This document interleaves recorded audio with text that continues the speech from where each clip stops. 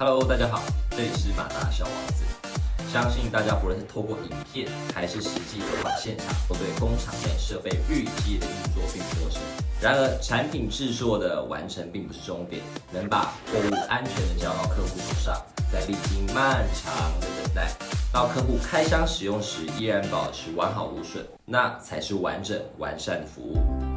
对一家健全的公司来说，包装成本可能高达5%，甚至是中末端的零售业者，他们的包装成本更是只比总成本的10%。什么概念呢？如果没有了包装成本，我们现在喝的每一杯珍珠奶茶都可以加美味的珍珠，不用加钱，听起来是不是很棒呢？而包装最常解决的问题分为人为问题以及环境问题。环境问题最常见就是湿气所导致的生锈以及发霉。一艘货柜船就算是起点到终点的直线航行，在海上的时间也是非常久的。或是说客户所在的地区是多雨且潮湿的气候，这些状况都必须在保存上特别注意防潮。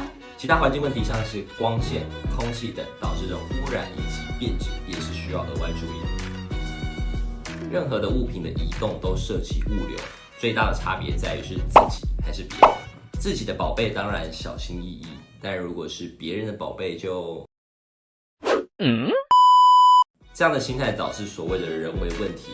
不过也不能责怪这些搬运的人员，毕竟他们是在仅限的人力下必须处理相当大量的货物。如果再加上炎热的天气以及大的货物，稍微甩放一下也实属无可厚非，所以更显得挑对的包材的重要性。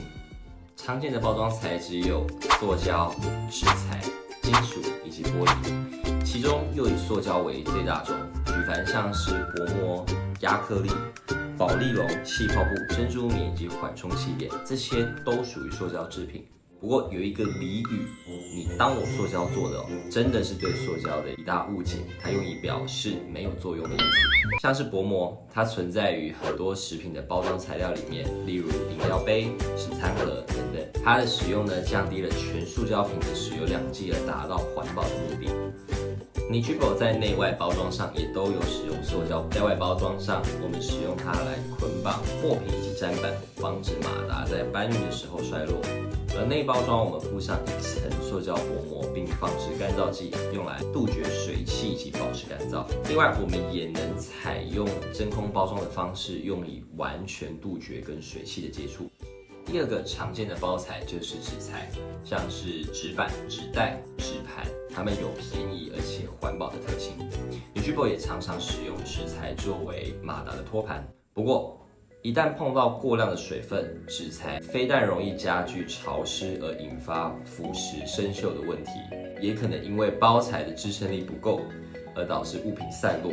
所以在未能避免大量水汽的情况下，我们会建议另选其他的包材。第三个包材是金属，为人所知的是铁罐或者是铝罐，它是由铁皮或是铁皮再去镀锡或铬加工制成的，主要用来隔绝光线及紫外线、空气等污染造成的变质。也因为其刚性大的特性，相较于其他包材更能承受碰撞以及震动，并且容易堆叠运输。照这么说起来，马达的外壳也是铁做成的，是不是可以算是一种金属的包装呢？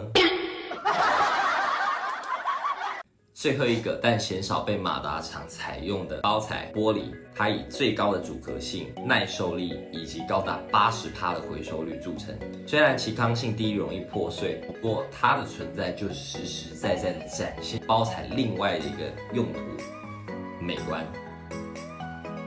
除了前面提及的几种应对方式，Nichibo 在包装马达时还能选用珍珠棉以及保丽龙。保丽龙及珍珠棉虽然同为发泡的塑胶制品，但保丽龙更容易有斑驳的碎屑粘附在马达上，而且一旦有任何污染，就会变成不可回收的一般垃圾。基本上我们公司已经鲜少采用。反观而言，珍珠棉在回复性远高于保丽龙之外，因为它的生产不涉及化学变化，所以也可视为一种可回收的材质，既环保又能提供充足的保护力。